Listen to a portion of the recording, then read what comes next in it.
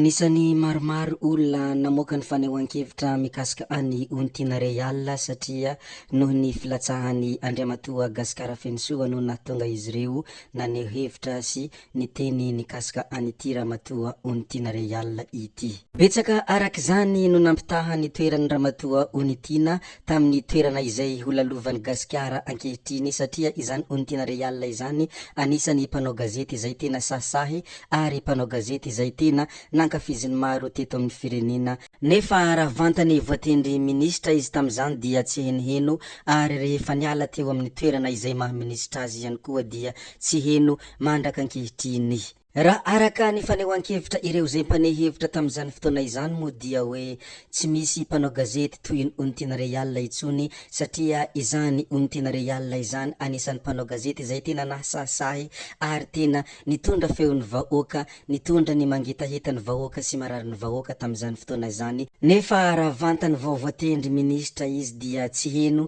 ka teo indrindra no nahatsapany vahoaka fa tena banga tanteraka ny amin'ny resaka izany fanaovan-gazety sy fametrahana ny fanontaniana ho an'ireo mpitondra izany. Nefa rehefa tena niodina ny fotoana sy nikisaka ny ora akory anefa ny hafalian'ny vahoaka raha vantany vao nanana an'ity Gasikara Fensoa sy nahita ny fahasahasahiny Andriamatoa Gasikara Fensoa tao anatin'izany fametrahana ny fanontaniana sy ny asa fanaovan-gazety izany. Anisany zavatra tena mampiavaka ny malagasy moa indrindra ny vahoaka malagasy dia feno ahia foana ny malagasy eo amin'ny fiainany andavanandro, indrindra ninona ny zavatra mitranga tsy maintsy mampiahia ny malagasy foana. Tadidy tamin'izany ny 5 taona lasa izay i Gasikara Fensoa rehefa tena nalaza dia teo ny ahia tamin'ity Andriamatoa Gasikara ity ny vahoaka malagasy hoe tena Ontinarial tokoa ambadika an'ity olona ity ary tena nisy fotoana ny tsy natokisan'ny vahoaka mihitsy izany Gasikara izany. Tany anatin'ny tambanjotra antserasera moa dia misy mametraka fanontaniana mihitsy ireo ao anatin'ny vondrona ny hoe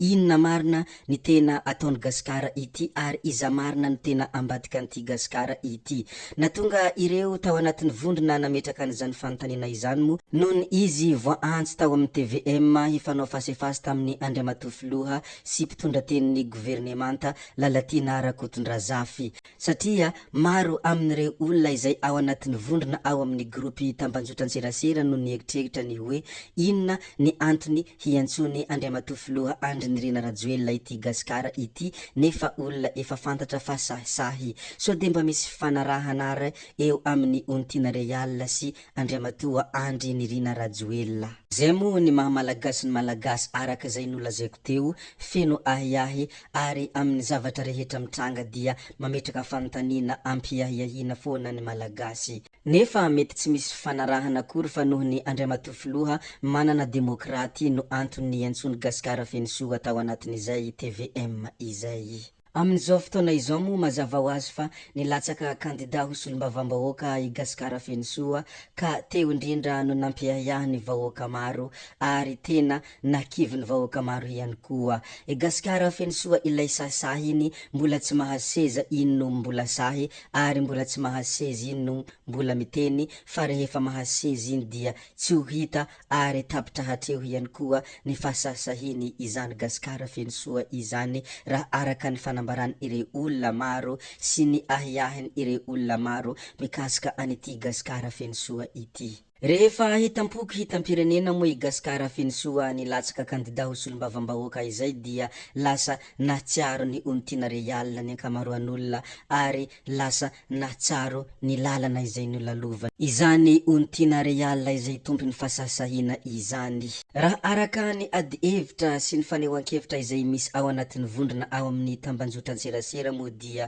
ohatrany tsy misy fanantenana mihitsy ny malagasy ny amin'ity Gasikara ity ny mbola hitohizany ny fahasahasahiny sy ny mbola hitohizany amin'ny fijoroana ny fisoloan'ny vavan'ny vahoaka madinika. Misy moa dia mivavaka mafy mihitsy ny hoe aingany mba tsy tohiny ireny olona rehetra izay bevava ireny nefa tsy re intsony ary tsy heno fe intsony ity Gasikara ity aingany ho olona hafa mihitsy izy ary tsy ho ao anatin' izay olona tampimbava noho ny vola sy noho ny fahefana izay azo. Ny sasany moa dia mametra-panontaniana ary anisany ngeza be mihitsy ny baraingo mipetraka ao an-tsain'izy ireo ny hoe inona marina mahatonga ireto olona ireto mbola tsy mahazo fahefana ary mbola tsy tafapetraka ao anatin'ny sezy dia mitabataba ary sahisahy mitondra feon'ny vahoaka sy manontany ny zavatra marary ny vahoaka fa rehefa tonga eo amin'ny fitondrana na hoe mahazo fahefana dia tsy re feo intsony ary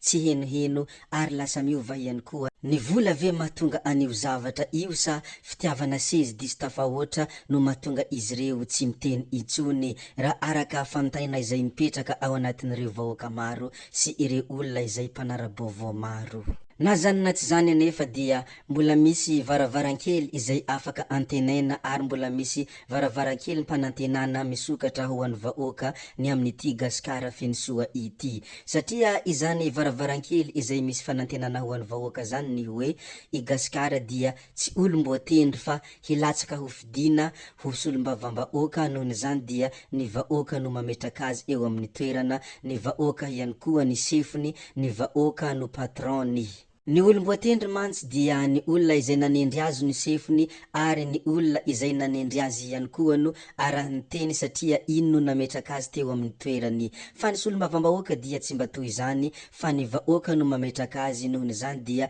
ny vahoaka no iarovany ary solombavam-bahoaka no antony nametrahana azy eo amin'ny toerana mahasolombavambahoaka azy io. Izany no anisan'ny varavarankely izay mbola antenain'ny malagasy ary izany no anisan'ny varavarankely mpanantenana izay antenainy malagasy ho an'ity gasikara fenosoa ity ka mahatonga izy ireo mivavaka mafy hoe aingany mba tsy toy ny teo aloha ihany io gasikara fenosoa io. Na zany na tsy zany anefa dia misy zavatra mampiahiahy ihany any anatin'ny vondrona any raha ohatra ka manampitaona ianareo dia mba tsy dio kely ny vondrona any amin'ny Real TV sy ny vondrona any amin'ny Tananarivo boriborintany fahatelo. Ny anisan'ny zavatra tena mahagaga any amin'ny fanehoan-kevitran'olona any moa ny hoe gasikara fenosoa mercenaire ve ity sa inona? Izy dia tsy avy ao amin'ny boriborintany fahatelo fa maninona izy no milatsaka solombavam-bahoaka ao amin'ity boriborintany fahatelo ity. Sao de mba mercenaire ity olona ity ary sao de mba sy teny ary ny ambadika an'ity olona ity.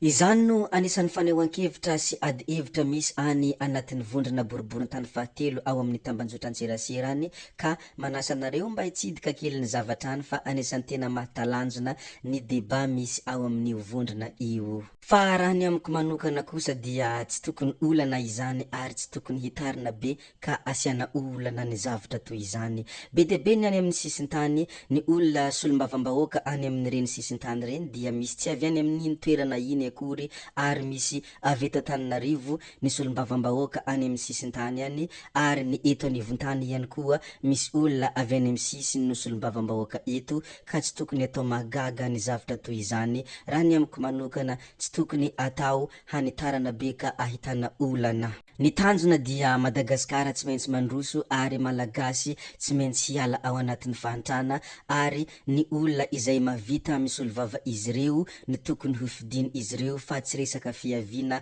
fa malagasy dia iray ihany. Zay moa ny resaka mikasika an'io Ontina Real sy gasikara fenosoa fa andeha ampahafantarantsika kely ny hafatra izay nomeny Rakotondrazafy Lalatina tao amin'ny compte Facebook-ny. Raha fintinina sy raha hoentina amin'ny hevi-dehibe mo ny hafatra izay nomeny Rakotondrazafy Lalatina tao amin'ny compte Facebook dia tohitoy ireto ny hafatra izay nomeny sy ny hevi-dehibe ny hafatra izay nampitany. Izaho izy dia tsy matahotra miseho vahoaka ary efa zatra miseho vahoaka ihany koa. Raha ny zavatra misy ato amin'ny Tambanjotran-tserasera Facebook sy ny zavatra miparitaka ato dia mijanona ho eto ihany fa tsy izay akory ny zava-misy rehefa tena midina ifotony. Hafa mihitsy ny zavatra misy any fotony sy ny zavatra miparitaka eto amin'ny Tambanjotran-tserasera ho izy. Ny zavatra misy tsy mahakiviaho ary izaho dia manakaiky ny vahoaka porofon'izany dia nitsidika tany amin'ny faratsiho ny tenako izy dia tena hitako amin'ny endrik'izy ireo fa tena faly izy ireo ary tena tia ahy